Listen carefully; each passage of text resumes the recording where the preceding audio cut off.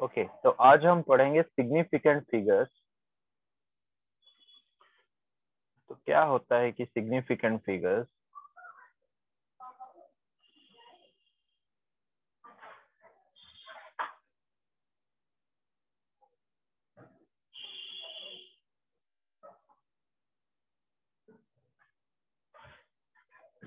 Significant figures in the measured value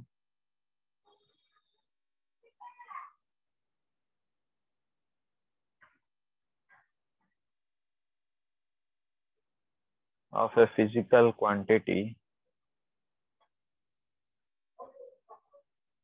tell the number of digits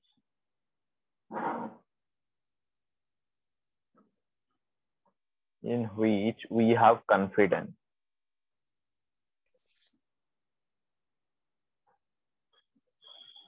मतलब क्या होता है कि हम एक मेजर करते हैं। मान लो तुमने स्केल लिया, एक वैल्यू मेजर किया। ओके, किसी ने कहा, एक ने कहा 5.2 और एक लड़के ने कहा मेजर करके 5.23। इसका मतलब क्या होता है कि वो इतना एक्यूरेट, प्रिसीजन के एक्यूरेट की तरफ जा रहा है कि वो 5.23 तक उसका कॉन्फिडेंस है। लेकिन ये जो मेजर किया वो एक रैंडम मेजर कर दिया कि हाँ 5.2, लेकिन ये ज्यादा अप्रोप्रिएट किसका होगा? ये 5.23। मतलब इसका वो उतना कॉन्फिडेंस उतना तक है कि हाँ मैं इतना क्लोज तक गया हूँ।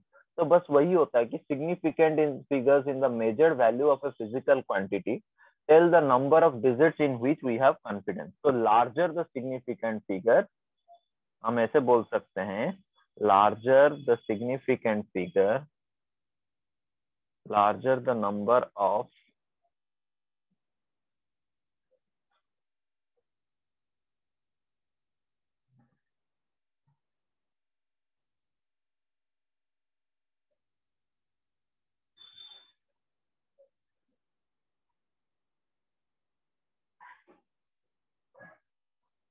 obtained in a measurement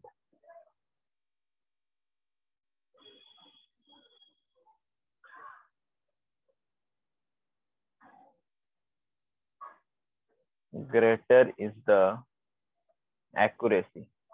जितना ज्यादा सिग्निफिकेंट नंबर होगा उतना ज्यादा एक्यूरेसी होगा। Greater is the accuracy of the measurement. तो उसके कुछ रूल्स होते हैं। Rules for counting the number of significant figures.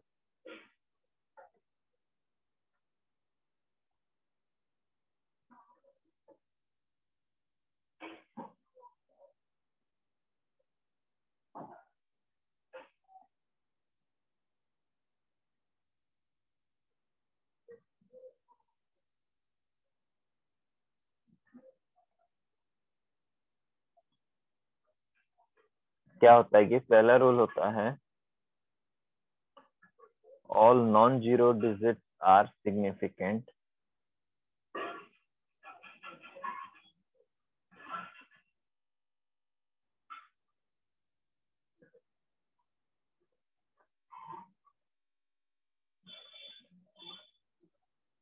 मतलब क्या होता है कि एग्जाम्पल है 34.7, जो भी नॉन जीरो डिजिट है वो सारे सिग्निफिकेंट है। तो इसमें 3 सिग्निफिकेंट फिगर, एसएफ मतलब सिग्निफिकेंट फिगर। और 231.4, तो ये हो जाएगा 4 सिग्निफिकेंट फिगर। 1531.25, इसमें हो जाएगा 1 2 3 4 5 6। जो भी नॉन जीरो डिजिट है डेसिमल पॉइंट के बाद या फिर प्रीवियस में नॉन जीरो है तो सारे सिग्निफिकेंट आप कैलकुलेट करोगे। फिर सेकेंड रूल होता है आपका,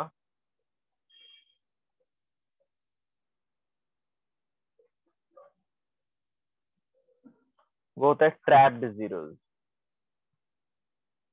ट्रैप्ड जीरोस का मतलब होता है, ट्रैप मतलब फंसा हुआ, दोनों के बीच जो होता है, बोल सकते हो कि अपीयरिंग बिटवीन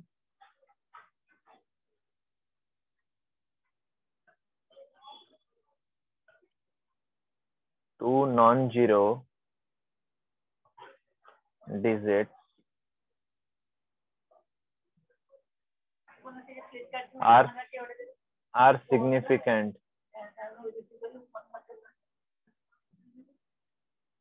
यहाँ पे क्या होता है कि 2.01, यहाँ पे क्या होता है कि देखो जीरो जो है टू नॉन जीरो डिजिट के बीच में है, तो ये हो जाएगा 3 सिग्निफिकेंट फिगर। और एक हो जाएगा 4.302, यहाँ पे भी जीरो है, लेकिन वो चाहे डेसिमल के पॉइंट के प्रीवियस हो या बाद में हो, लेकिन टू नॉन जीरो डिजिट के बीच आना चाहिए, तो वो सबको सिग्निफिकेंट में आप कैलकुलेट करोगे। यहाँ पे कितना होता है 1 2 3 4, यहाँ पे 4 सिग्निफिकेंट फिगर होगा। जीरो को मैंने इंक्लूड किया क्योंकि वो दो नॉन जीरो डिजिट के बीच में आ रहा है।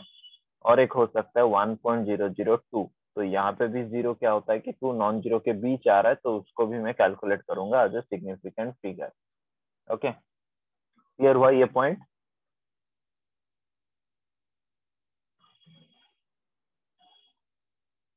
क्लियर हुआ? Yes, I guess so. Okay, then the next point is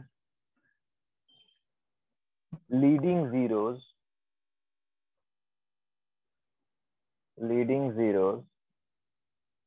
और इनिशियल जीरोस। मतलब स्टार्टिंग में अगर जीरो होता तो क्या होता, और initial zeros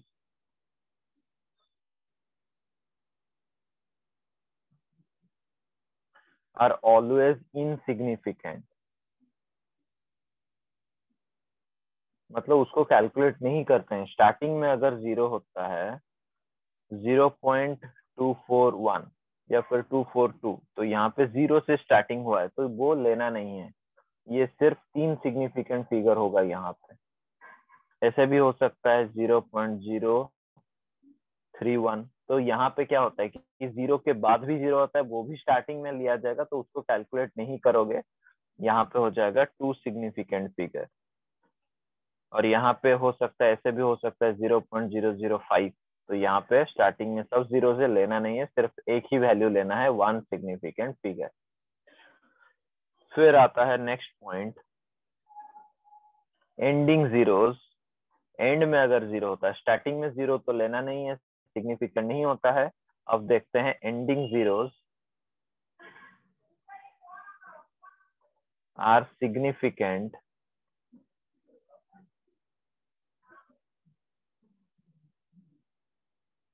if placed after decimal। Okay, कई कई किताब में एंडिंग जीरोस को ट्रेलिंग जीरोस भी लिखते हैं। ओके, सेम चीज होता है। ट्रेलिंग मतलब एंड में होता है, एंडिंग भी वही सेम चीज होता है। यहाँ पे एग्जाम्पल के तौर पे देख सकते हैं 2.230 बोल रहा है कि जीरो पे एंड होना चाहिए और वो डेसिमल के बाद होना चाहिए। यहाँ पे देखो डेसिमल के बाद है और एंड पे है, तो यहाँ पे कैलकुलेट किया जाएगा 1 2 3 4, तो 4 सिग्निफिकेंट फिगर हो जाएगा। फिर ऐसे भी लिख सकते हो 422.000, तो डेसिमल के बाद और वो जीरो एंड हो रहे हैं, तो सारे जीरो को कैलकुलेट करोगे तुम यहाँ पे 1 2 3 4 5 6, तो यहाँ पे 6 सिग्निफिकेंट फिगर हो जाएगा। और एक एग्जाम्पल ऐसे भी हो सकता है 3.00। तो यहाँ पे क्या होता है कि डेसिमल के बाद दो जीरोस है और वो एंड हो रहे हैं, तो ये भी 3 सिग्निफिकेंट फिगर हो जाएगा यहाँ पे। और एक होता है यहाँ पे 20.00। तो यहाँ से देखो, यहाँ पे देखो क्या करोगे, ये जीरो डेसिमल के पॉइंट प्रीवियस में है और लेकिन ये एंड भी हो रहा है, तो यहाँ पे भी तुम इस जीरो को कैलकुलेट करोगे। तो 1 2 3 4, ये हो गया इसमें 4 सिग्निफिकेंट फिगर। ये होता है आपका एंडिंग जीरो की। इस तरह आपको कैलकुलेट कर सकते हो। और भी एक एग्जांपल दे देते हैं, क्लियर हो जाएगा। आप ऐसे बोल सकते हो कि 1500.01। तो इसमें कितना सिग्निफिकेंट फिगर होगा, कोई बता सकता है?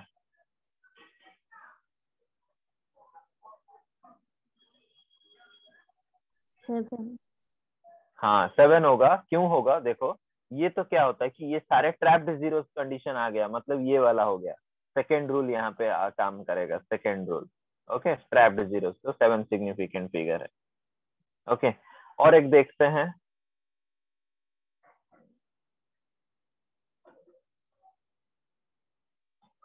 1500। इसमें कितने से होगा सिग्निफिकेंट फिगर, बताओ? 4. 4 नहीं, 4 नहीं होगा, 2 होगा। देखो यहाँ पे डेसिमल नहीं है और एंडिंग जीरोस है। एंडिंग जीरोस डेसिमल के बाद ही काम आते हैं, लेकिन यहाँ पे मैंने डेसिमल नहीं दिया है। सिर्फ नॉर्मल एंडिंग अगर जीरो में होता है तो आप नहीं लोगे उसको, क्योंकि ये होता है फिफ्थ रूल, यहाँ पे हो जाएगा। इसको मैं लिख सकता हूँ ऐसे, ending zeros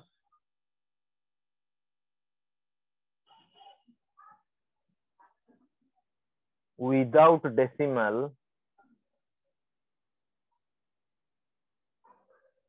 are not significant.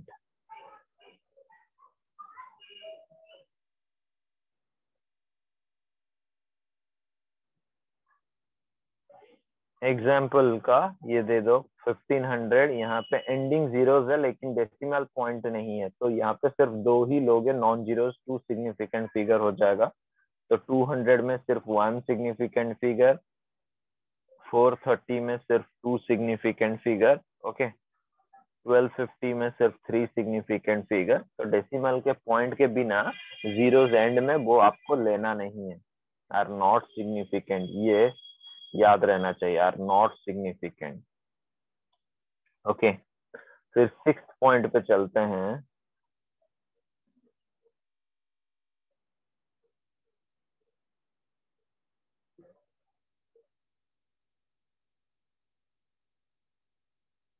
Order of magnitude is always insignificant. पहले ऑर्डर ऑफ मैग्नीट्यूड देखते हैं क्या होता है। ओके, मैंने कहा मेरे पास एक नंबर है 15,000, क्या मैं उसको लिख सकता हूँ 1.5 into 10 to the power 3,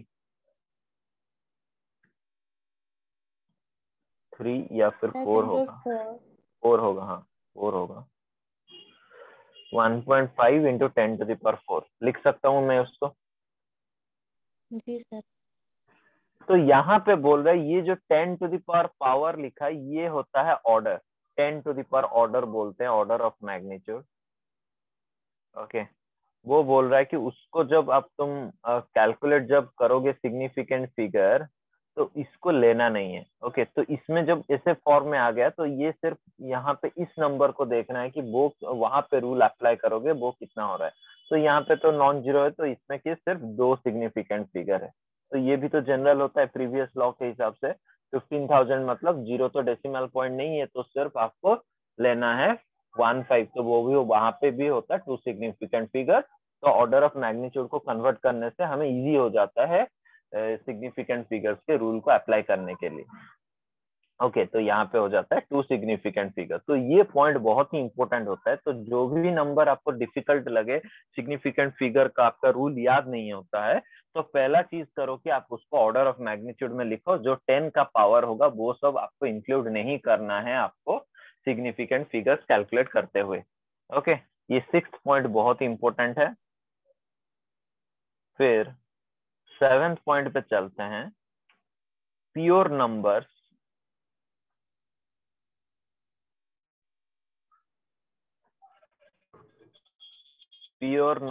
or constant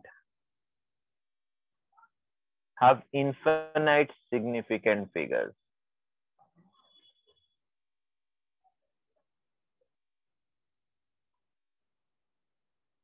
okay, जो प्योर नंबर्स होते हैं या फिर कांस्टेंट होते हैं, कोई भी कांस्टेंट ले लो, जैसे आप बोलते हो कि ग्रेविटेशनल कांस्टेंट का कुछ वैल्यू होता है, उसमें सिग्निफिकेंट फिगर हम कैलकुलेट नहीं करते हैं, वो वैल्यू बहुत ही ज्यादा होता है। जैसे स्पीड ऑफ लाइट, उनका स्पीड ऑफ लाइट एक कांस्टेंट वैल्यू होता है, वो c होता है 3 इंटू 10 टू दावर 8। आप ऐसे नहीं बोलोगे कि ये 10 टू दावर ऑर्डर में है तो इसमें सिग्निफिकेंट फिगर 1 सिग्निफिकेंट फिगर, ऐसा नहीं होता है।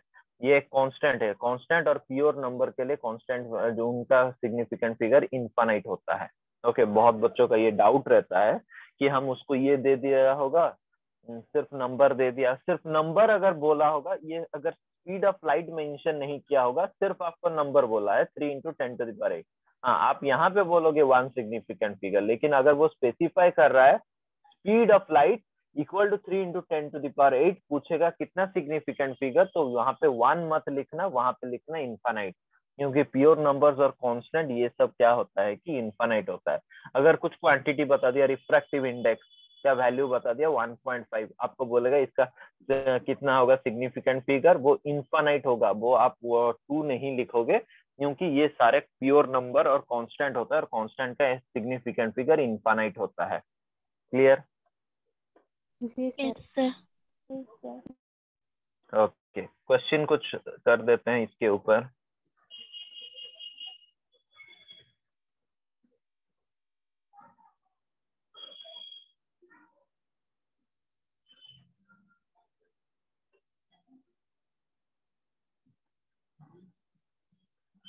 Find the number of significant figures.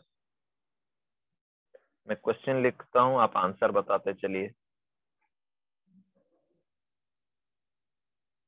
1 5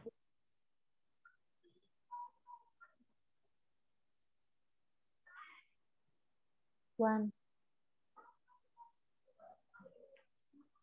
2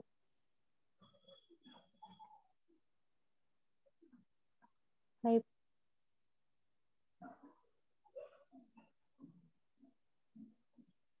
2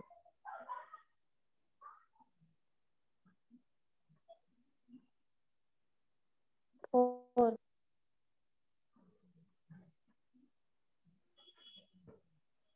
3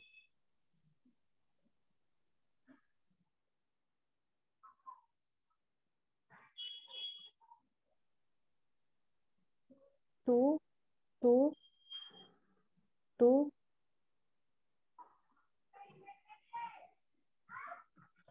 देखो ये कितना है पहले बताओ, 300 में ये 1 होगा, परफेक्ट। 1 यहाँ पे देखो 300 पॉइंट, तो जीरो इंक्लूड होगा, नॉन जीरो के बीच है 1 2 3 4 5, तो 5 सिग्निफिकेंट फिगर होगा। ये 300.000 है, और ये डेसिमल पॉइंट के बाद है, तो सारे जीरोस आप इंक्लूड कर लोगे यहाँ पे, तो यहाँ पे भी 5 सिग्निफिकेंट 5 फिगर आ जाएगा। यहाँ पे क्या होगा कि स्टार्टिंग का जीरोस लेना नहीं है, सिर्फ ये वाला लेना है 1 0, तो 2 सिग्निफिकेंट फिगर। और यहाँ पे क्या होता है 1 2 3 4 5, इसमें 5 सिग्निफिकेंट फिगर होगा, और इसमें 2 सिग्निफिकेंट फिगर होगा, क्योंकि ये ऑर्डर 10 टू द पावर को इंक्लूड नहीं करोगे, और यहाँ पे स्टार्टिंग का जीरोस नहीं लोगे, लेकिन 4 से लोगे, 1 2 3 4, तो 4 सिग्निफिकेंट फिगर। यहाँ पे भी वही कहानी है, डेसिमल के बाद जीरो है तो लेना है 3, तो ये हो जाएगा 3 सिग्निफिकेंट फिगर। और यहाँ पे डेसिमल के पास जीरो है तो सारे लेना है 1 2 3 4, 4 सिग्निफिकेंट फिगर। 120 में क्या होगा कि 2 होगा, 2 सिग्निफिकेंट फिगर, और इसमें क्या होगा कि ये जीरो आपको लेना नहीं है। ओके, सिर्फ 1 2 होगा, इसमें 2 significant figure. Okay, clear? Sir hmm sir third. Third one, ये वाला। जी सर।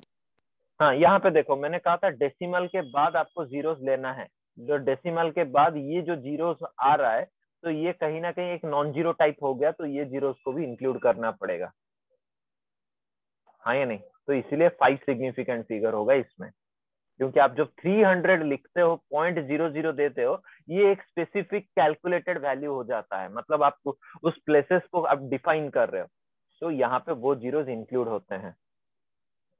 ओके जी सर। ओके, देन अब क्या होता है कि और एक पॉइंट मैं यहाँ पे बोलता हूँ,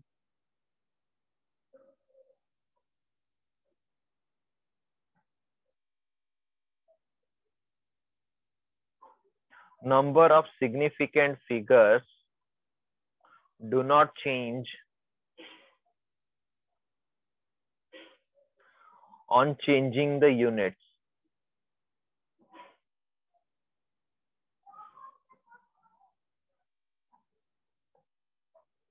Okay,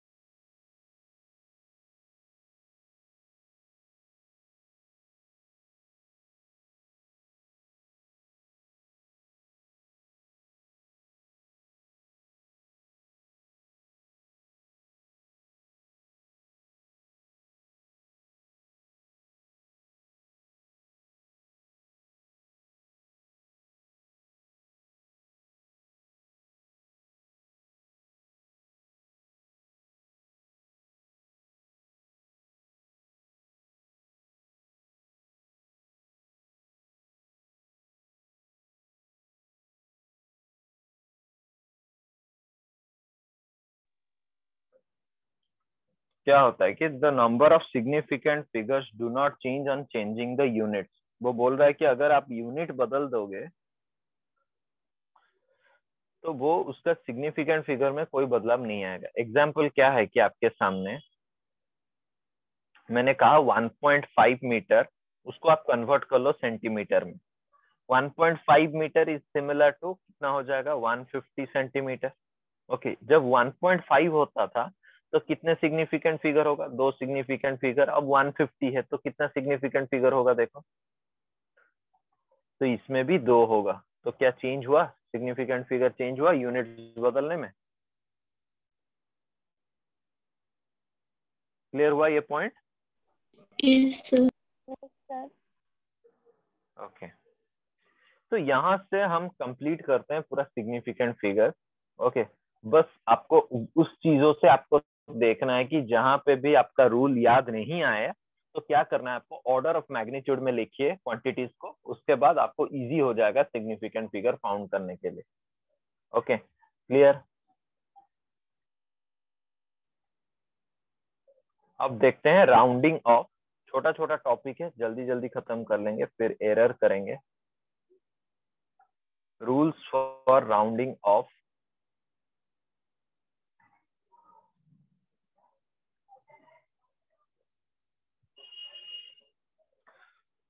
सारे बच्चे 12th के हैं या फिर कुछ ऐसे यहाँ पे भी है 12th उनका कंप्लीट हो गया है?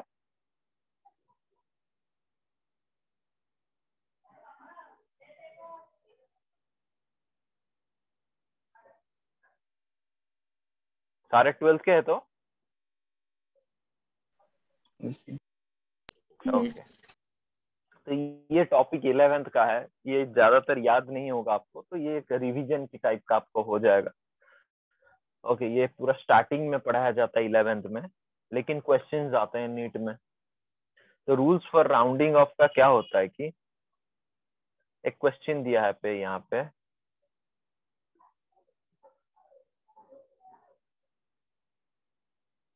राउंड ऑफ टू 2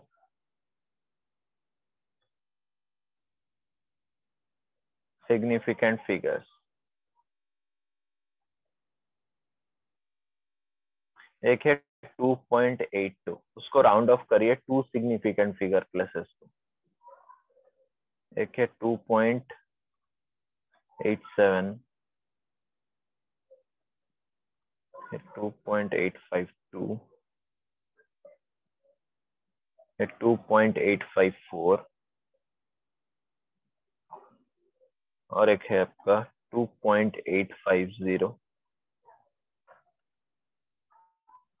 है 2.750। देखो यहाँ पे हर क्वेश्चन में मैंने आपको एक रूल एक एक रूल बता के जाऊंगा। देखो 2.82, 2 सिग्निफिकेंट फिगर मतलब डेसिमल के बाद एक ही प्लेस होना चाहिए, तो ये हो जाएगा 2.8। तो रूल क्या कहता है कि जब आपका ऑपोजिट नंबर 8 के बाद का नंबर ये जो होता है 2 जो होता है वो 5 से कम है, तो 5 से कम है तो वही नंबर फॉलो करेगा 2.8। 2.87, इसको 2 प्लसेस में करूंगा तो ये 2.9 हो जाएगा, क्योंकि 7 जो है वो 5 से ज्यादा है। ओके, और 2.852 यहाँ पे क्या क्या करूंगा देखो, ये हो जाएगा, देखो 2 से पहले 5 है नहीं। अब क्या होता है कि जब 8 के बाद 5 है, ओके 8 के बाद 5 है, 2 से पहले 5 है, तो इस केस में ये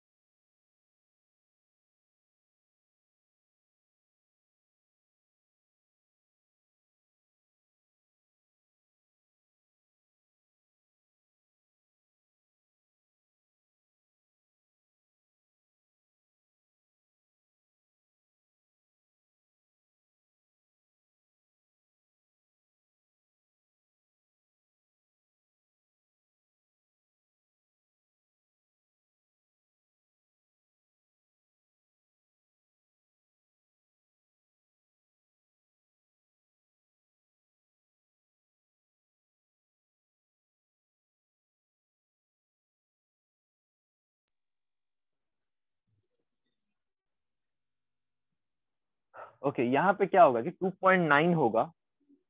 क्यों होगा, देखो यहाँ पे जो 5 होता है, 5 जब मैंने लिमिट होता है आपका 5 से नीचे या फिर 5 से ज्यादा, लेकिन यहाँ पे इक्वल टू 5 है, तो क्या होगा कि और 5 के बाद का नंबर देखिए वो क्या है, 2 है। तो नेक्स्ट डिजिट जो है 2, वो क्या है, एक नॉन जीरो है।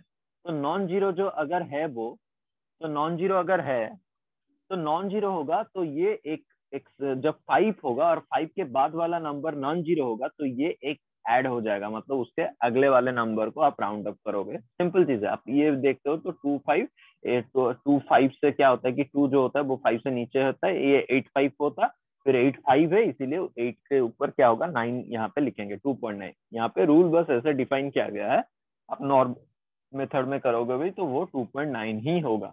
फिर होता है 2.854, यहाँ पे क्या होगा, यहाँ पे भी वही होगा, 2.9 होगा, क्योंकि यहाँ पे इक्वल टू 5 है और नेक्स्ट डिजिट है नॉन जीरो अगर है तो आप एक ऊपर के वाले नंबर को लिख लेंगे। नेक्स्ट डिजिट जो 4 है वो एक नॉन जीरो है, जीरो होता तो कुछ अलग होता, यहाँ पे जीरो है तो क्या होगा, देखो यहाँ पे अगर जीरो है, 5 के बाद अगर जीरो है, तो वहां पे क्या करना है कि आपको थोड़ा सा ये रूल आएगा, यहाँ पे जो नेक्स्ट डिजिट है अगर जीरो आया तो आपको दो चीजें देखना पड़ेगा। नेक्स्ट डिजिट जीरो इवन अगर होता है तो वो नंबर को सेम रखिए। ओके, मतलब 5 से पहले देखिए इवन है या नहीं, तो 8 तो इवन है तो वो वही रहेगा, हाँ या नहीं। और यहाँ पे देखिए ये मैं लिखूंगा 2.8 होगा, क्योंकि यहाँ पे 5 इक्वल टू 5 है और नेक्स्ट डिजिट जीरो है, और जीरो है लेकिन उसके प्रीवियस वाला नंबर 5 से जो प्रीवियस है वो ऑड है। ऑड अगर है तो आपको क्या करना है, +1 करके लिखना है। ओके, क्लियर हुआ ये रूल?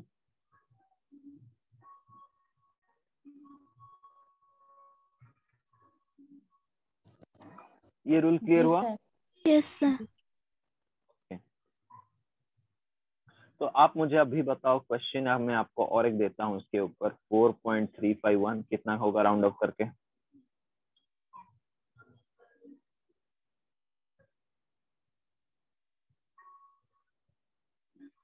4.4. कितना होगा? 4.4।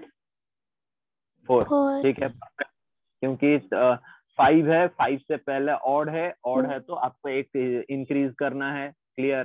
देन यहाँ पे कितना होगा? 4.350। 4.4. 4.4। 4.4, हाँ। फिर उसके बाद 4.450 है, यहाँ पे क्या होगा? 4.4। हाँ, वही 4.4 होगा, क्योंकि 5 है, 5 से पहले आपका इवन है, इवन है तो वही सेम रहेगा। यहाँ पे कितना होगा? 4.362। 4.4। 4.4 यहाँ पे 4. ये भी 4.4। 4.4। देखो कितने कितने नंबर, आंसर सेम आ रहे हैं लेकिन रूल्स अलग अलग आ रहे हैं। ओके जी सर। ओके, अब और एक पॉइंट बताता हूँ कि अब जब न्यूमेरिकल्स क्या होता है कि जब ये ज्यादातर दिक्कत होता है कि आपको एक कैलकुलेशन दिया होगा, मैं बता रहा हूँ वो statement, after addition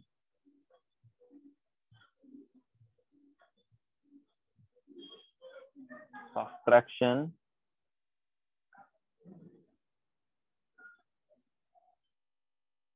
multiplication and division of various measurements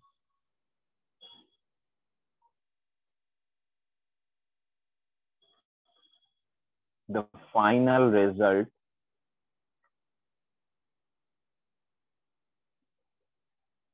cannot be more precise than the least precise measurement।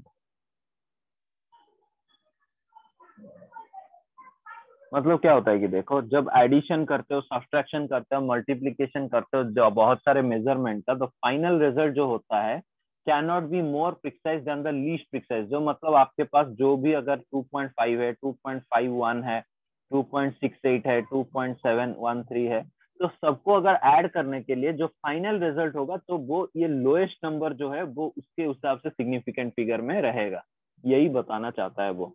Okay, example के तौर पे देख सकते हो, मैं एडिशन और सब्ट्रैक्शन का बताता हूँ पहले।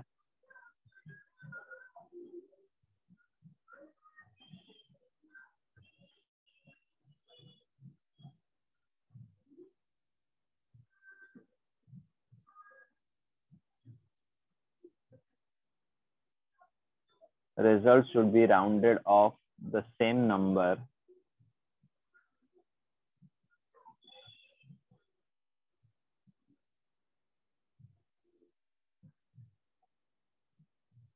decimal precisions as are present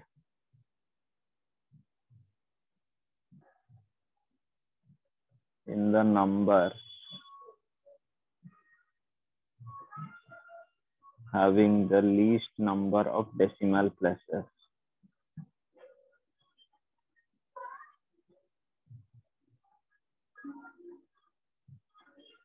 Okay.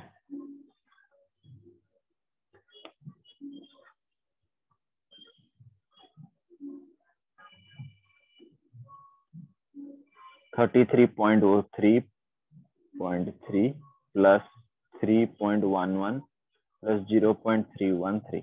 तो बोल रहा है कि ये जब ऐड कर रहे हो तो जो सबसे लोएस्ट डेसिमल प्लेसेस होता है, तो लोएस्ट कितना है यहाँ पे देखो 33.3,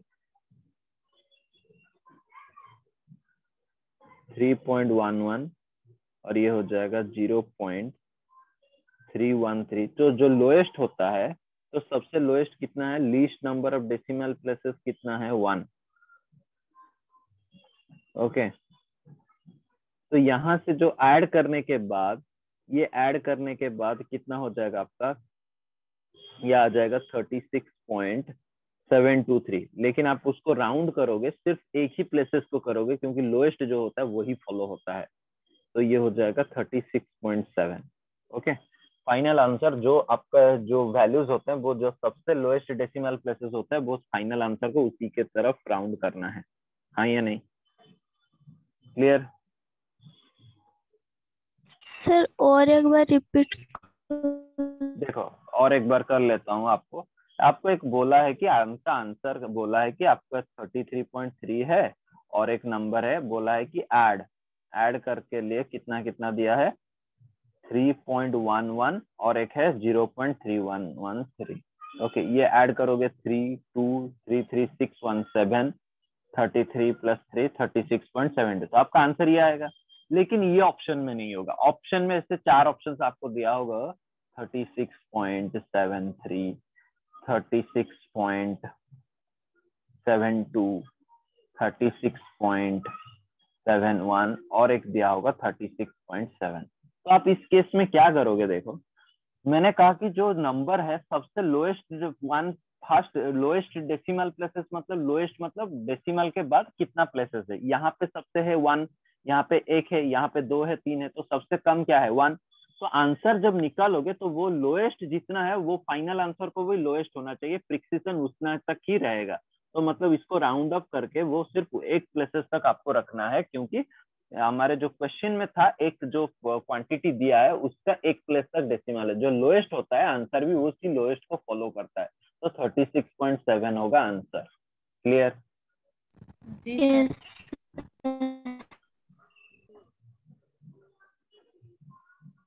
अब ये हो गया एडिशन का केस। अब देखते हैं मल्टीप्लिकेशन और डिवीजन में क्या होता है।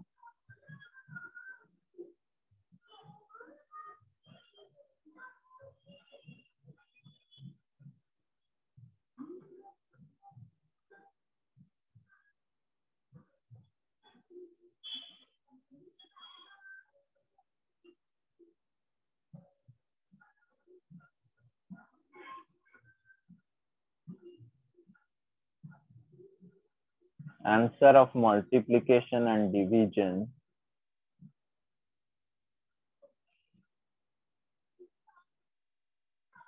is rounded off to the same number of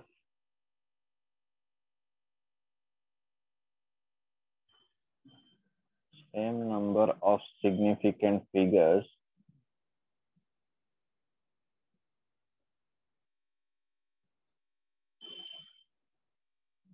present in least precise term। मतलब क्या होता है कि जो लीस्ट प्रिसाइज होता है वो उसी को फॉलो करता है। एग्जाम्पल के तौर में देख सकते हो 142.06 इंटू 0.23, तो ये क्या हो जाएगा इसमें, ये जो मल्टीप्लाई करोगे, देखो इसमें तो 5 सिग्निफिकेंट फिगर है, इसमें है 2 सिग्निफिकेंट फिगर, तो फाइनल आंसर ये जो आएगा ये मल्टीप्लाई करके देखोगे वो आएगा 36.6738। इसको क्या करोगे, इसमें भी 2 सिग्निफिकेंट फिगर लोगे, क्योंकि जो मल्टीप्लीकेशन टर्म्स में जो सबसे लोएस्ट होता है आंसर भी उसी को फॉलो करता है, जैसे एडिशन में मैंने बोला था। तो उसके हिसाब से राउंड करना 36 पॉइंट, ये होगा 67 को अगर यहाँ से ये राउंड अप होके, तो फाइनली 2 सिग्निफिकेंट फिगर मैं डायरेक्टली इसको लिख सकता हूँ 37। ये हो गया 2 सिग्निफिकेंट, इसे फाइनल राउंड अप करके 37 लिखूंगा, ये ऑप्शन में होगा तो 37 में। तो ये करोगे हाँ या नहीं? Yes sir. यस डिवीजन में आपको ऐसे दिया होगा, डिवीजन में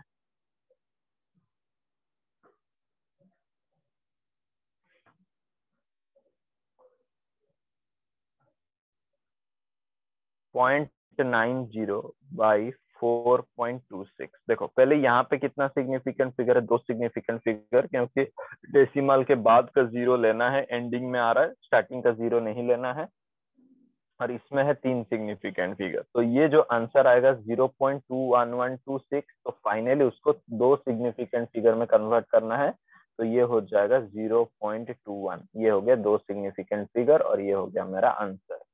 क्लियर? जो लोएस्ट होगा उसी को फॉलो करोगे, हाँ या नहीं? जी सर। ओके, अब देखते हैं एरर एनालिसिस क्या होता है। एरर एनालिसिस, तो एरर ज्यादातर क्या होता है, देखो यहाँ पे मैं एक ऐसा स्टेटमेंट लिखता हूं, how ever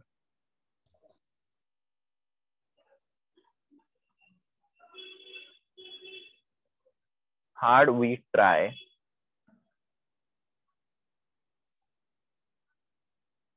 the measured value of a quantity, the measured value of a quantity is always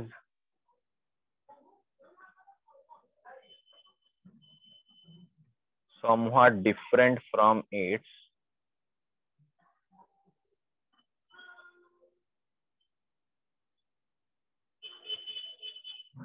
actual value, or you can say it is true value, and this gives birth to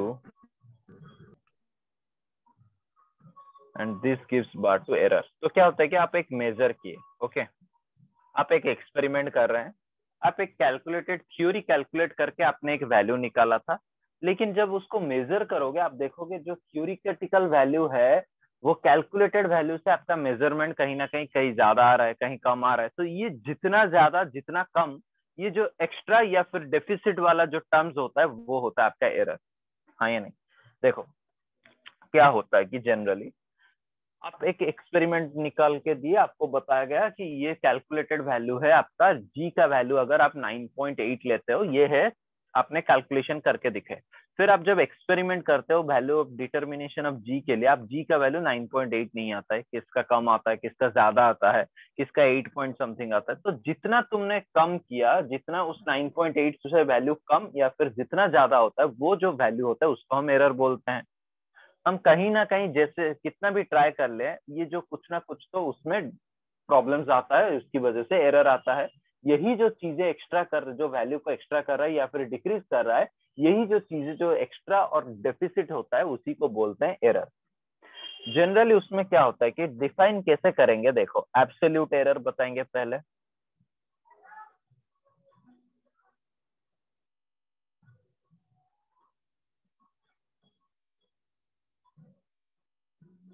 ये absolute error क्या होता है, it is the magnitude of the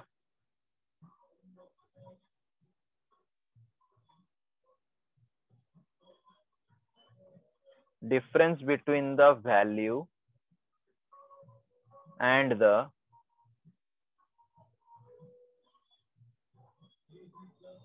measured value of a quantity। जो मैंने कहा था, जो absolute value होता है, मेजर्ड वैल्यू, और जो वैल्यू आपने कैलकुलेट किया था थियोरेटिकल वैल्यू और मेजर्ड वैल्यू का जो डिफरेंस होता है वो जो देता है आपको एरर।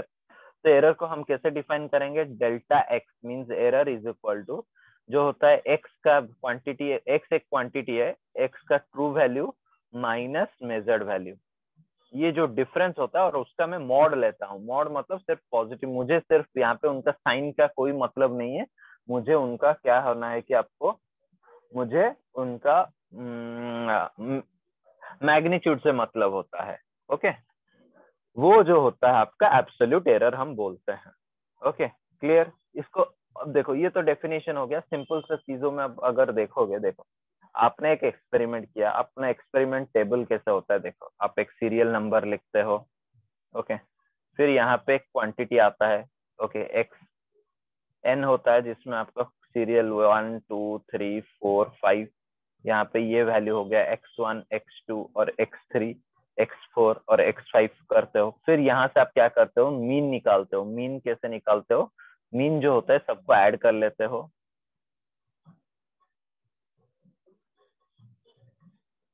बाई 5 करते हो, ये वैल्यू मान लो xm आ गया। फिर यही मीन से क्या करते हो तुम? मीन से इंडिविजुअल वैल्यूज को माइनस करते हो। तो xm माइनस x1 करने से जो वैल्यू आएगा वो मान लो डेल्टा x1 है। फिर xm माइनस x2 हो गया, ये हो गया डेल्टा x2। फिर xm माइनस x3, ये हो गया डेल्टा x3। फिर xm माइनस x4 हो गया, ये हो गया डेल्टा x4। फिर xm माइनस x5, ये हो गया डेल्टा x5। ये जो वैल्यूज तुमने निकाला डेल्टा x1 डेल्टा x2, यही तो है एब्सोल्यूट एरर। क्लियर हुआ? yes, जी सर। तो बस वहां पे आप बोल सकते हो कि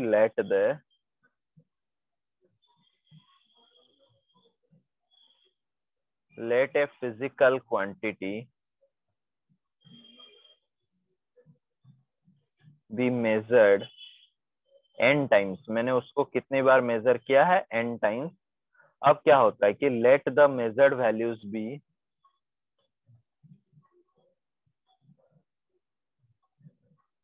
वो मेजर्ड वैल्यूज जो है, मान लो वो हो गया, वही चीज मैं डिफाइन कर रहा हूँ यहाँ पे, x1 x2 x3 x4 up to xn तक है। ओके, तो एरिथमेटिक मीन क्या होगा यहाँ पे?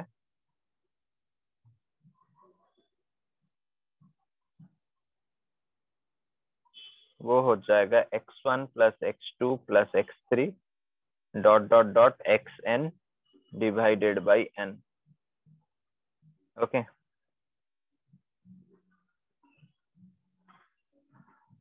और यहाँ पे जो एब्सोल्यूट एरर होता है,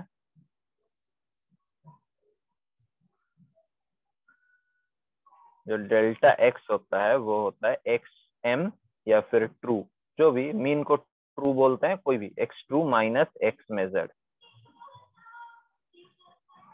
clear?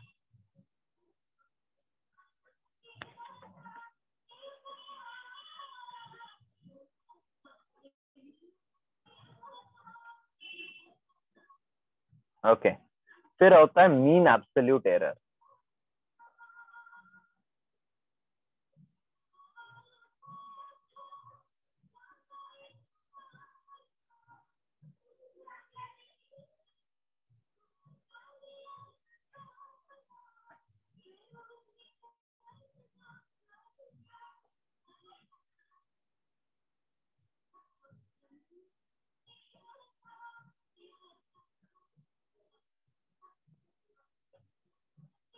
It is the arithmetic mean of, मतलब ये एरर का मीन है। जो डेल्टा x1 x2 x3 निकाला था, तो क्या होता है कि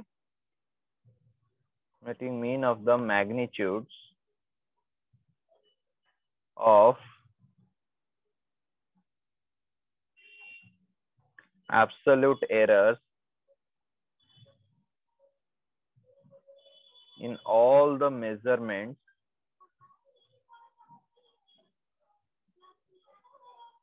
of the quantity। तो ये क्या हो गया, डेल एक्स बार मतलब जो तुमने डेल एक्स वन निकाला था, डेल एक्स टू निकाला था, वो सबको ऐड कर लिए तुमने up to del x n divided by n. मतलब जो एब्सोल्यूट एरर निकाला था उसका मीन जो होता है वो होता है मीन एब्सोल्यूट एरर। ओके, तो ये निकालने के बाद जो फाइनल रिजल्ट हम दिखाते हैं, the final result of measurement, final result of measurement is written as, क्या होगा ये, x is equal to xm plus minus delta x का बार या फिर उसका मीन, जो भी बोल सकते हो, हाँ या नहीं। इस तरह हम मेजर करते हैं। तो यहाँ पे प्लस माइनस देने की क्या होता है कि आइदर तुम्हें द मेजरमेंट जो होता है आप एक लिमिट देते हो, मैक्सिमम और मिनिमम। मेजरमेंट लाइज बिटवीन, कहाँ पे होता है, x m plus delta x m के बीच और बार, जो भी कई कई किताब में बार लिखते हैं, यहाँ पे एक्स के ऊपर एक बार दिया होगा या फिर मीन एम सबस्क्रिप्ट लिखते हैं, तो दोनों एक ही चीज होता है, तो सिंबल नोटेशन अलग होता है। And X M minus delta X bar या फिर मीन। Okay, clear? जी sir. Okay, then will study about relative error. अब तो मीन आ गया, एरर का मीन आ गया, फिर देखते हैं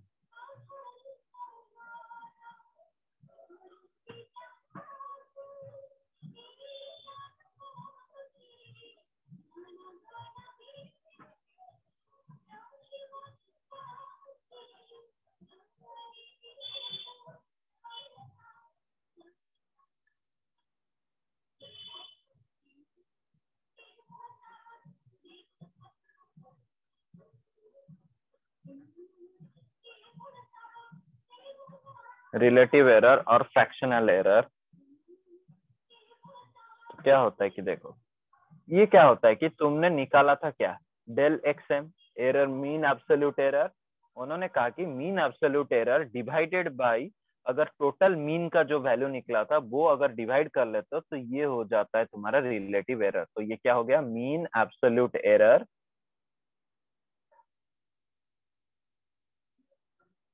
divided by mean value.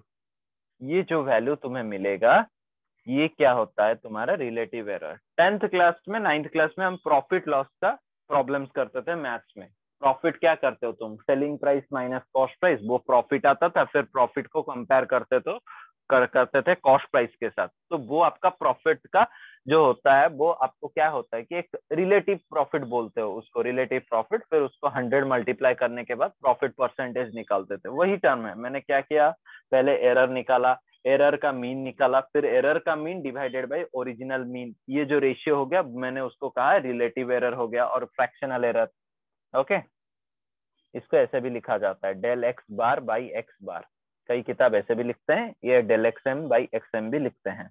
Okay, ये हो गया रिलेटिव एरर। फिर आता है तुम्हारा percentage of error. Percentage error क्या होता है, बहुत आसान होता है ये, रिलेटिव एरर के साथ 100 मल्टीप्लाई कर लो, ये होता है फ्रैक्शनल। और रिलेटिव एरर के साथ तुम क्या करोगे, मल्टीप्लाई करोगे 100। ओके, तो ये हो गया आपका delta X bar by X bar into 100। Okay, this is your percentage of error. Clear? Clear जी हुआ? सर। जी सर। ओके, अब देखते हैं, इसका एक छोटा सा एग्जाम्पल दे देता हूँ, क्लियर हो जाएगा चीजें।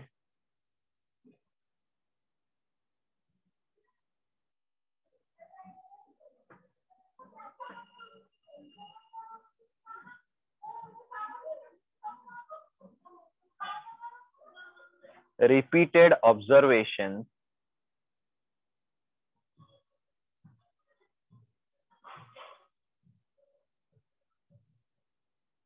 in an experiment gave the values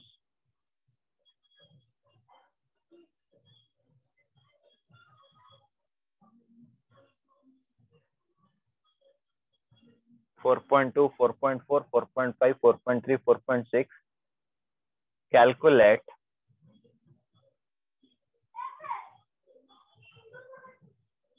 mean value,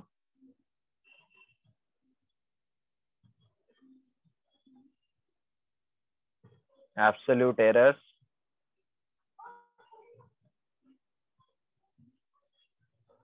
mean absolute error, यहाँ पे हो गया फ्रैक्शनल एरर,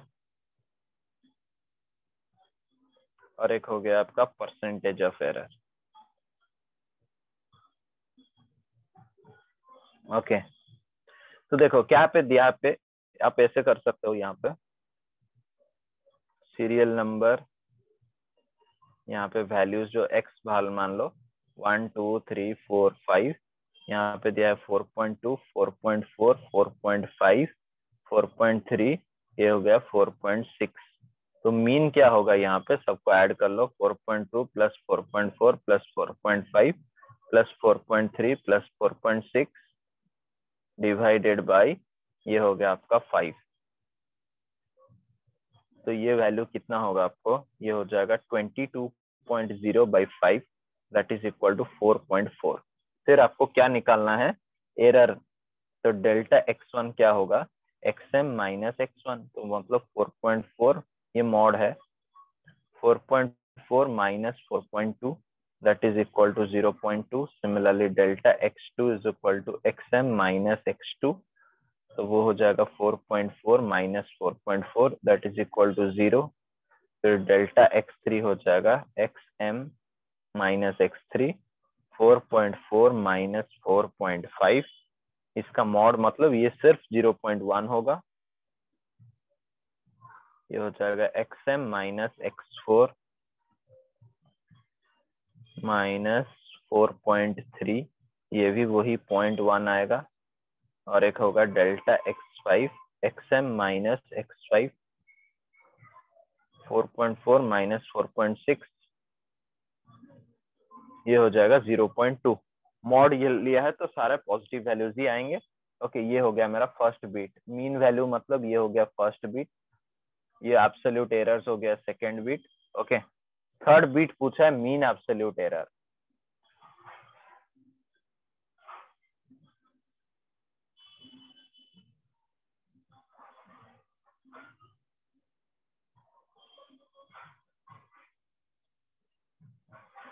थर्ड बीट है मीन एब्सोल्यूट एरर,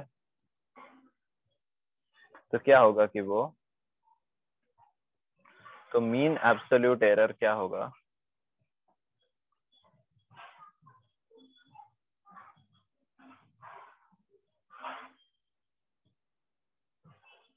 वो हो जाएगा delta x1 plus delta x2 plus delta x3 plus delta x4 plus delta x5 divided by 5। तो ये हो जाएगा 0.2 plus 0 plus 0.1 plus 0.1 plus 0.2 divided by 5, that is equal to 0.6 by 5। तो ये 0.12 आएगा, लेकिन यहाँ पे सिग्निफिकेंट फिगर कितना है, 1 सिग्निफिकेंट फिगर, तो इसको भी हम 1 सिग्निफिकेंट फिगर ही लेंगे। So this one will be your mean absolute error. Then the fourth bit is your percentage refractional error. Fractional error क्या हो जाएगा, वो होता है delta X bar by X bar. तो डेल्टा एक्स बार मिला है 0.1 बाई एक्स बार मिला था 4.4, तो वो हो जाएगा 1/44। ओके, फिर होता है percentage of error. Percentage of error होता है delta X bar by X bar into 100, तो ये हो जाएगा 1/44 into 100। Okay, that is approximately, जितना होगा आप कैलकुलेट कर लोगे, परसेंटेज में आएगा। तो रिप्रेजेंटेशन कैसा होता है एरर का, मैंने कहा था xm का value plus minus delta X X bar का वैल्यू, एक्सएम का वैल्यू आया था 4.4 plus minus 0.1. This one will be a representation. Clear? Clear हुआ ये जी सर. क्वेश्चन? जी सर. ओके, अब देखते हैं प्रोपागेशन ऑफ एरर्स कैसा होता है.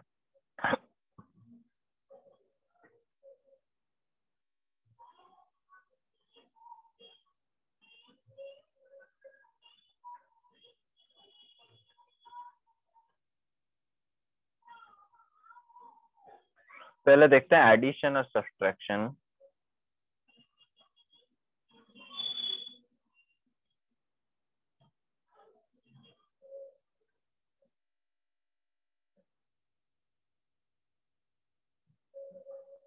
एडिशन एंड सब्ट्रैक्शन मतलब यहाँ पे एक क्वांटिटी दिया है आपको x is equal to a plus B और यहाँ पे x है a माइनस बी. तो आपको एरर क्या होगा कि बोला है कि इसका एरर निकालो और इसका इंडिविजुअल एरर दिया है. a का एरर है डेल्टा है, b का एरर है डेल्टा बी. इसमें भी वही चीज है, डेल्टा ए और डेल्टा बी है, a का एरर और b का एरर. और यहाँ पे एक एक्सप्रेशन दिया है कि x अगर हम a और b को ऐड कर रहे हैं तो वो एरर इन x क्या होगा. तो उसके अंदर एरर छुपा है, तो जब रिजल्ट आएगा उसमें भी तो एरर होगा. तो ये क्या होता है कि देखो, तो इसमें बोला जाएगा कि दोनों के केस में जो एरर होगा, एरर हमेशा ऐड होगा, चाहे वो अगर एडिशन या सब्ट्रैक्शन में है तो उनका एरर जब तुम निकालोगे it is nothing but delta A plus delta B. It is both for addition and subtraction. Okay, example मैं यहाँ पे देता हूँ. आपको पास एक रेक्टेंगल है. रेक्टेंगल का क्या होता है, लेंथ और ब्रेड.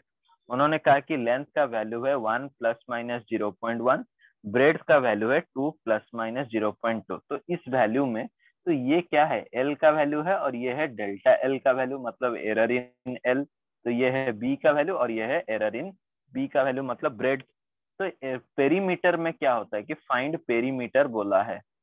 ओके, फाइंड पेरीमीटर में क्या होगा कि आपका पेरीमीटर का फॉर्मूला होता है 2 इंटू एल प्लस बी. तो पहले अगर पेरीमीटर को रिप्रेजेंट करोगे तो फाइनली कैसे रिप्रेजेंट करोगे, फाइनली जब पेरीमीटर आएगा p plus minus delta p में लिखोगे. ये तो p का वैल्यू आ गया, लेकिन डेल्टा p कैसे निकालोगे, p जो होता है वो l प्लस b को ऐड करने से होता है. देखो पहले l और b को ऐड करते हैं तो p is equal to 2, l का वैल्यू सिर्फ 1 लोगे यहाँ पे, 1 प्लस 2 तो वो हो जाएगा 2 इंटू 3 6. लेकिन जब एरर इन p निकालोगे तो p कैसा है, l प्लस b को ऐड करने में. तो इसका मतलब del p error in perimeter will be error in l plus error in breadth. और यहाँ पे 2 नहीं होगा क्योंकि एरर में कोफिशिएंट का कोई नहीं होता है, वो सिर्फ आपको एडिशन करना होता है क्योंकि ओरिजिनल क्वांटिटी मेरा एडिशन से निकल रहा है. एडिशन हो या सब्ट्रैक्शन, एरर को मुझे ऐड करना होता है. तो डेल्टा एल का वैल्यू यहाँ पे है 0.1 और यहाँ पे होगा 0.2, तो ये हो जाएगा 0.3. तो यहाँ से फाइनल रिप्रेजेंटेशन क्या होगा, p plus minus delta p is nothing but 6 plus minus 0.3. This one will be your answer. Clear? जी सर. ओके, और एक क्वेश्चन है आपके सामने.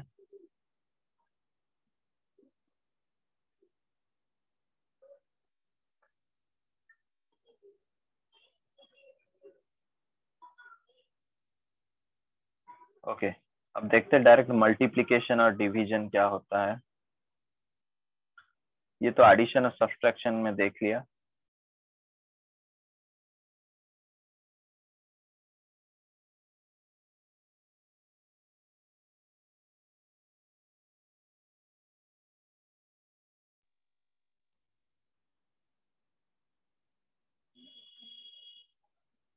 Multiplication and division. Okay, multiplication का मतलब क्या है कि देखो x एक क्वांटिटी है, वो कैसे हो रहा है, a और b को मल्टीप्लाई करने से. और एक क्वांटिटी हो सकता है x is equal to a divided by b. और वही कहानी है, a का एरर डेल्टा a है, b का एरर डेल्टा b है, इसका एरर डेल्टा a है, इसका एरर डेल्टा b है, इसमें भी वही कहानी है. तो यहाँ पे क्या करोगे, मल्टीप्लिकेशन और डिवीजन में एरर इन x निकालने के लिए पहले क्या करना पड़ेगा, डायरेक्टली डेल्टा x हम निकाल नहीं पाएंगे. पहले क्या करेंगे, उसका फ्रैक्शनल एरर क्या होता है, डेल्टा x बाई x, मतलब error in x by original value of x. This is fractional error of x equal to error in a by original value of a plus error in B by original value of B. और ये formula दोनों के लिए valid है, both multiplication and division के लिए। Okay, तो यहाँ पे भी वही फॉर्मूला वैलिड है। और ये अगर उसको परसेंटेज पूछा होगा तो क्या होगा, परसेंटेज होगा तो दोनों में सब में लेफ्ट और राइट साइड में 100 मल्टीप्लाई कर लो। तो यहाँ पे अगर 100 मल्टीप्लाई हो रहा है लेफ्ट में, तो राइट में भी हर क्वांटिटी में 100 मल्टीप्लाई हो जाएगा।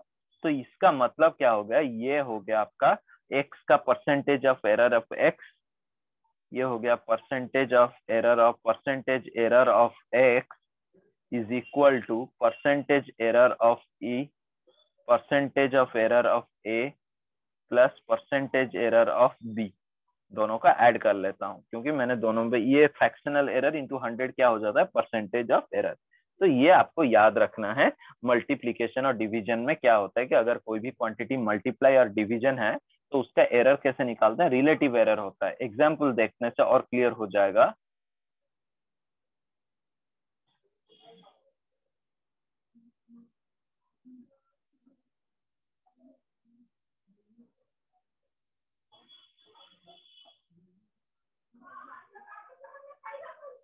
The length and breadth of a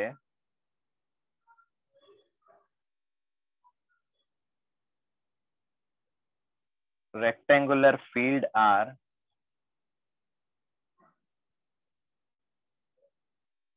measured as 4 plus minus 0.4 meter and 2 plus minus 0.2 meter. Calculate the area of the field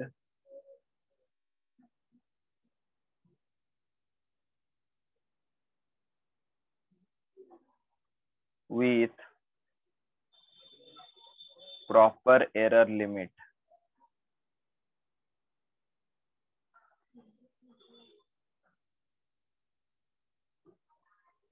तो यहाँ पे L का वैल्यू क्या होता है, L is equal to +4 plus minus 0.4, breadth दिया है 2 प्लस माइनस 0.2। तो एरिया क्या होता है कि एरिया होता है L इंटू बी। तो एरिया कैसे निकल रहा है, दोनों को मल्टीप्लाई करके। तो एरर इन एरिया क्या होगा, delta A by A is equal to delta L by L plus delta B by B. तो डेल्टा एल यहाँ पे क्या है 0.4, डेल्टा बी है 0.2। तो सिर्फ एरिया अगर निकालोगे तो सिर्फ ए 4 इंटू 2 करोगे, 4 into 2 that is equal to 8। तो डेल्टा ए मुझे निकालने के लिए delta A by 8 equal to delta L by L, L का वैल्यू है 4 प्लस डेल्टा बी का वैल्यू है 0.2 बाई बी का वैल्यू है 2। ओके, तो यहाँ से ये कुछ डेल्टा ए बाई 8 आया, 8 आ गया 0.1 plus 0.1 that is equal to 0.2। तो delta A is will be equal to 0.2 into 8 that is equal to 1.6।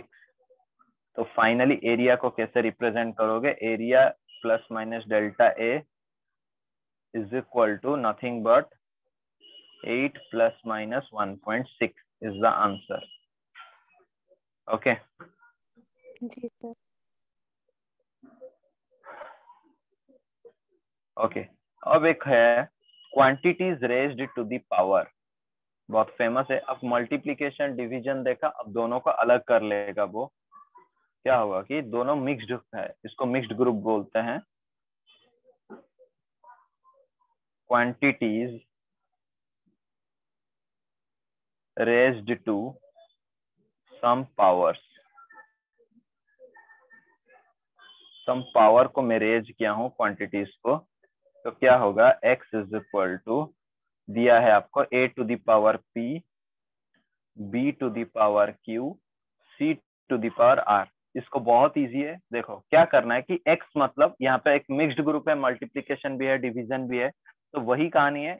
Relative आपको पहले निकालना है डेल्टा एक्स बाई एक्स, और जो पावर है रेस्पेक्टिव पावर को कोफिशिएंट करिए।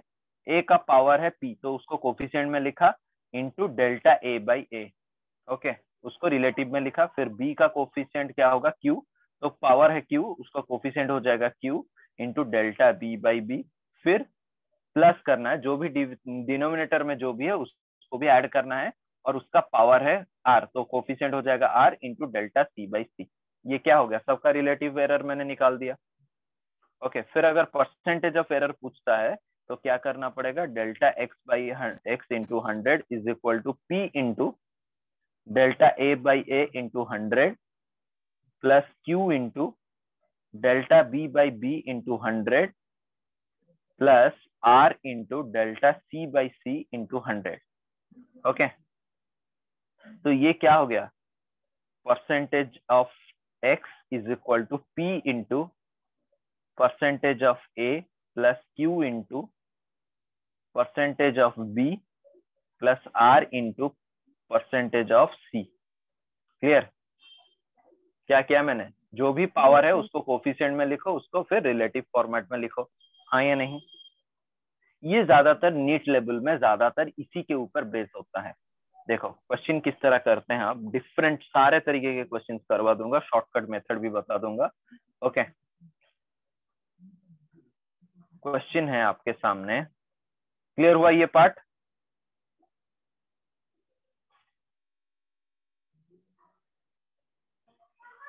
क्वेश्चन है,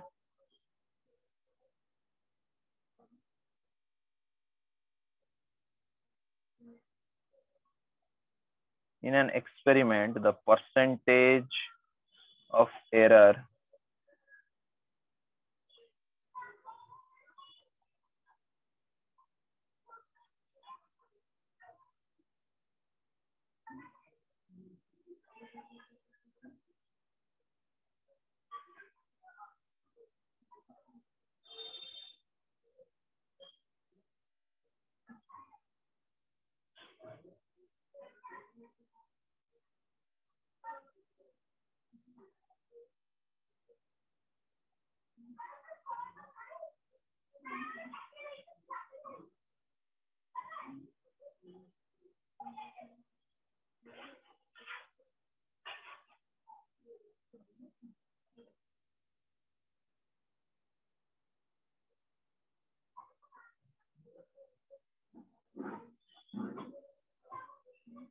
the maximum percentage of error in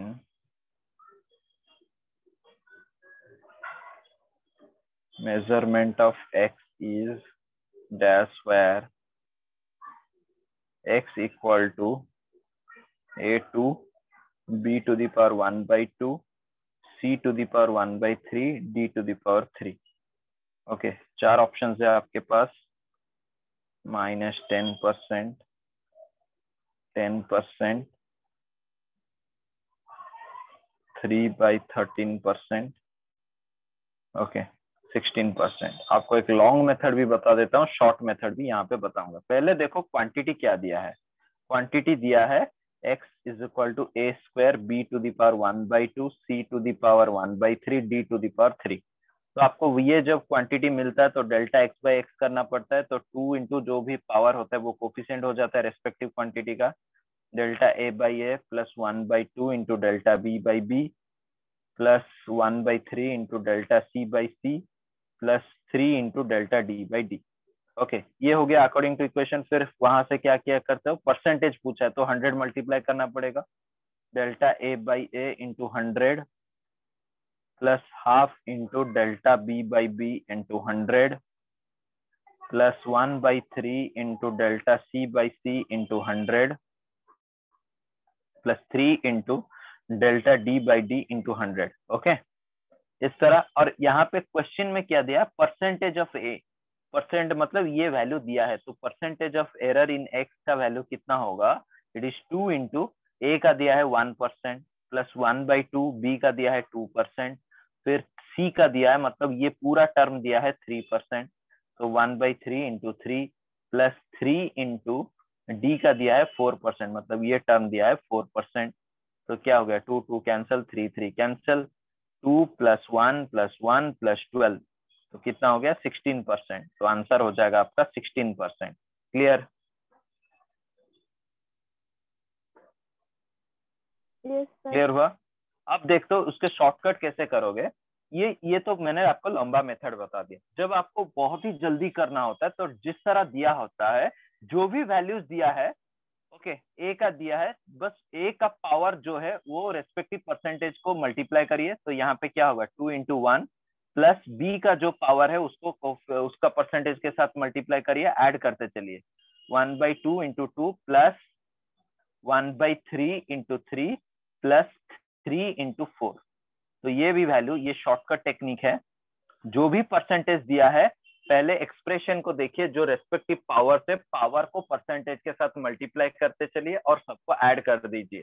तो क्या हो जाएगा, ये 2 इंटू 1 2 2 3 3 और ये हो जाएगा 2 प्लस 1 प्लस 1 प्लस 12। तो वही 16% आ गया। ये एक लाइन पे आपने आंसर कर लिया, विदाउट पेन एंड पेपर आप कर सकते हो।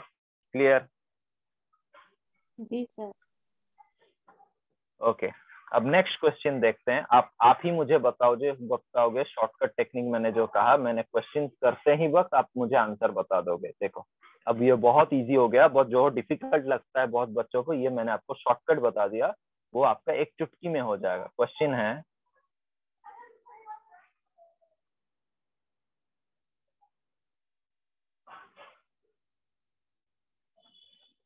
in an experiment 4 quantities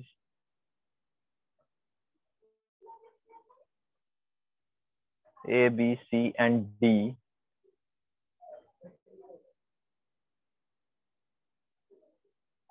are measured with percentage error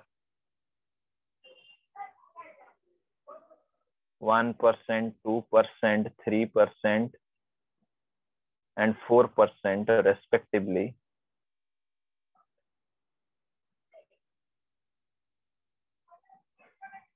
Quantity P is calculated as follows. P is equal to दिया है A cube B square by CD. Okay. Then percentage error of P is dash. अब बताओ कितना होगा option देने से पहले।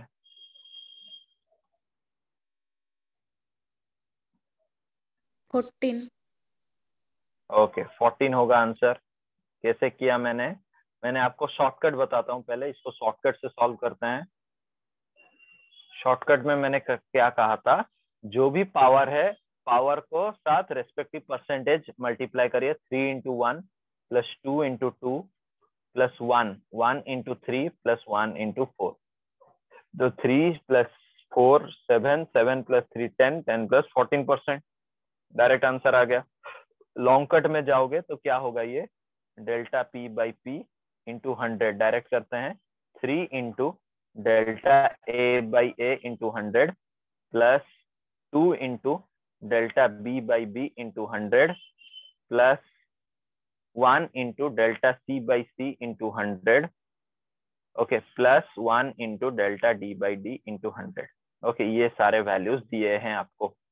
Okay ये वैल्यू पुट करोगे 3 into 1 plus 2 into 2 plus 1 into 3 plus 1 into 4। तो ये हो जाएगा 14%। क्लियर? जी sir.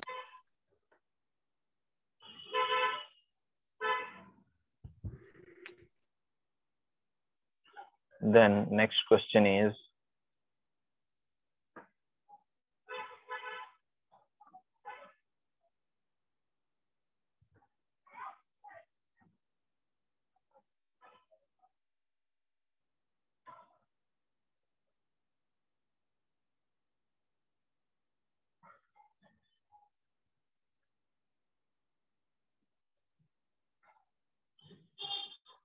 a student measures the distance traveled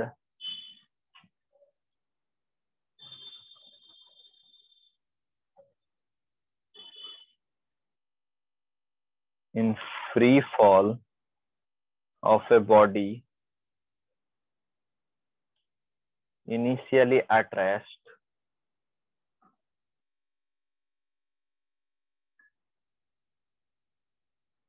in a given time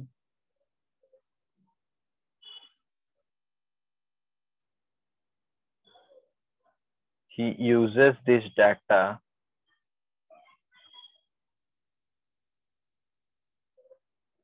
to estimate g value. The acceleration, g क्या होता है, acceleration due to gravity. if the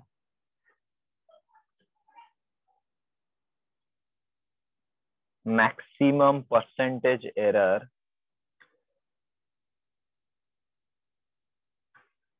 in measurement of the distance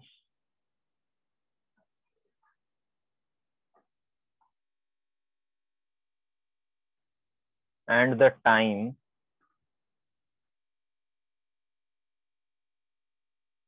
are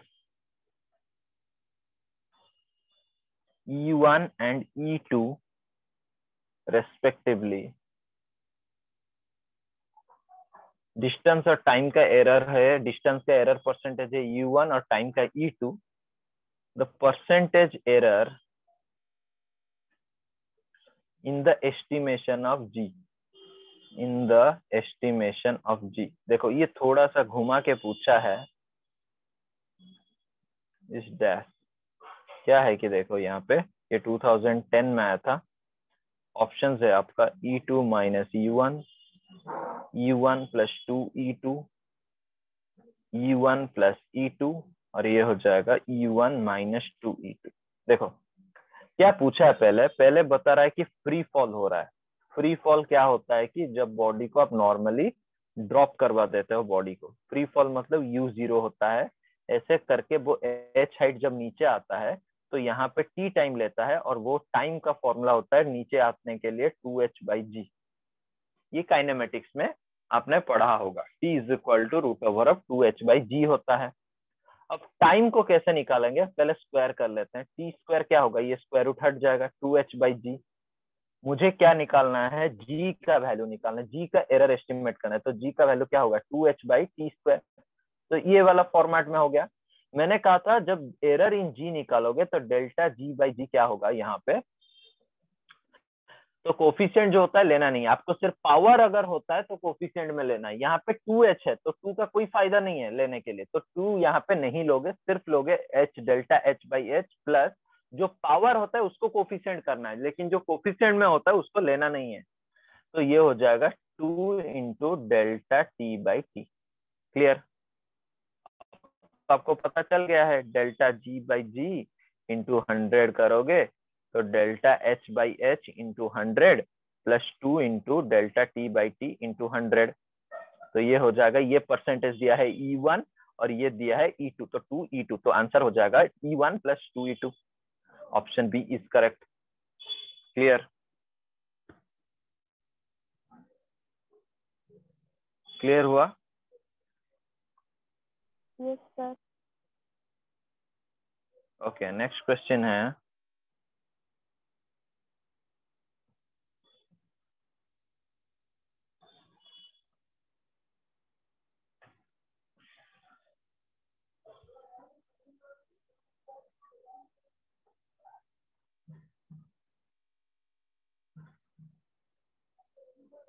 if the error in the measurement of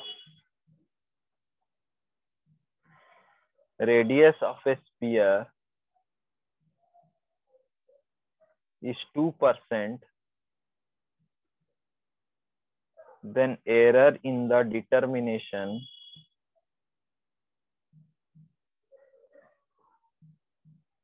of volume of the sphere will be dash. देखो इस तरह के question में कैसे करोगे.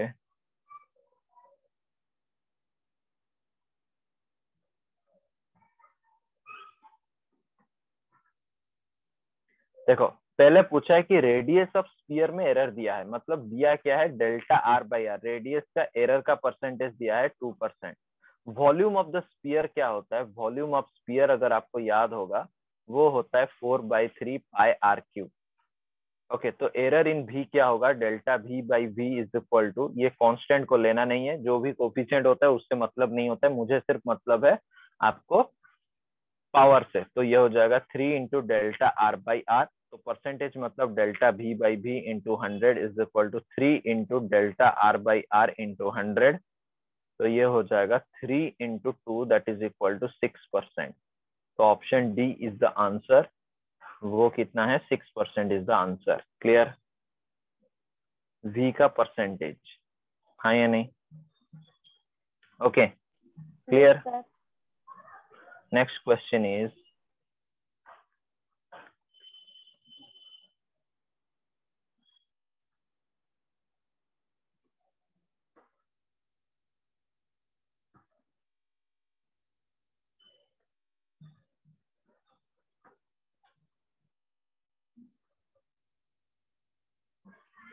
the density of a cube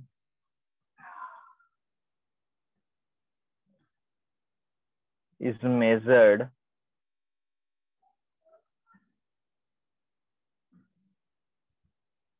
by measuring its mass and length of its sides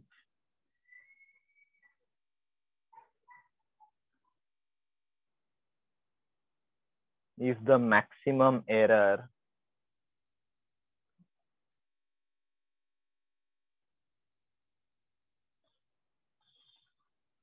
in the measurement of mass and length are 3% and 2% respectively,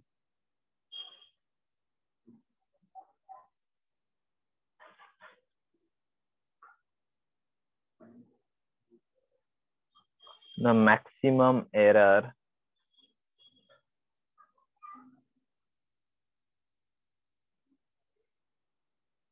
in the measurement of density would be dash.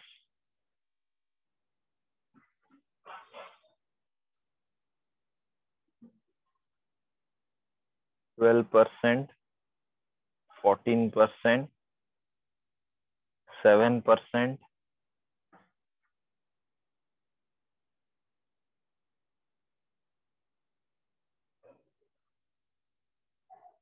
And 9%। देखो density का पूछा है। Density का formula क्या होता है आपका? एक क्यूब है, क्यूब का मान लो साइड है L और मास है M। ओके, तो डेंसिटी का फॉर्मूला क्या होता है? Mass by volume. Okay, volume क्या होता है? वॉल्यूम ऑफ क्यूब होता है L क्यूब, तो मैं इसको लिख सकता हूँ M बाई L क्यूब। तो एरर इन डेंसिटी क्या होगा? Delta D by D into 100 direct लिखते हैं, वो होता है delta M by M into 100 plus 3 into delta L by L into 100। हाँ या नहीं? ये होगा।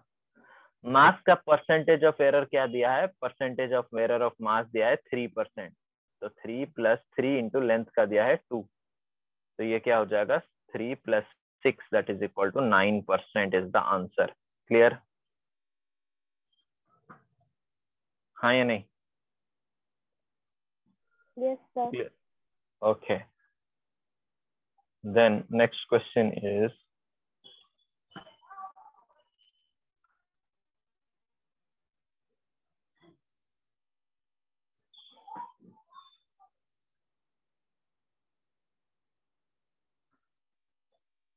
a shortened body weighs 22.4 gram, 20.42 gram and has a measured volume of 4.7 cc.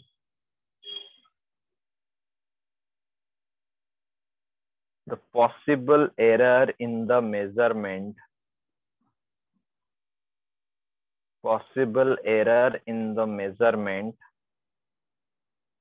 of mass and volume are 0.01 gram and 0.1 cc. Then maximum error in the density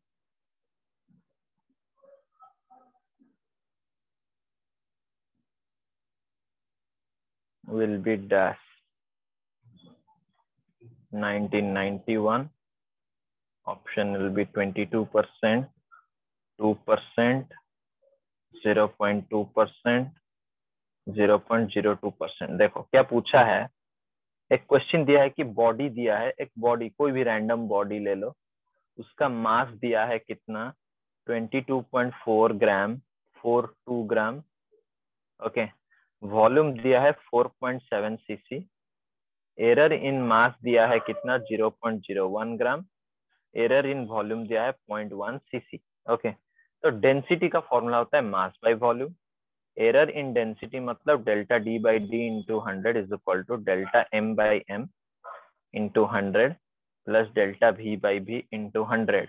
okay, तो ये हो जाएगा delta M 0.01 by mass हो गया आपका 22.42 into 100 plus ये होगा 0.1 by 4.7 into 100. तो ये हो जाएगा 0.01 इंटू 100 मतलब 1 by 22.42 plus 10 by 4.7. That is equal to, ये अप्रोक्सीमेटली ले लो 1 बाई 20 प्लस 10 बाई 5. कुछ ऐसा अप्रोक्सीमेशन यूज कर सकते हो. तो ये कुछ आ जाएगा आपका 0.05 प्लस 2 मतलब 2.05%.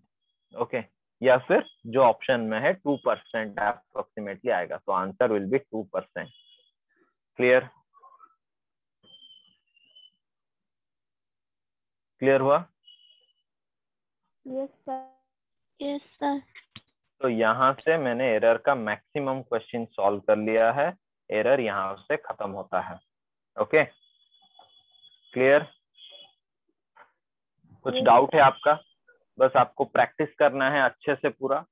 ओके, ये अच्छे से प्रैक्टिस करो. फिर जब नेक्स्ट क्लास में होगा बहुत सारे प्रॉब्लम्स करेंगे. स्क्रू गॉज और वर्नियर कैलिपर भी बता दूंगा. Okay, yes sir. Okay, thank you.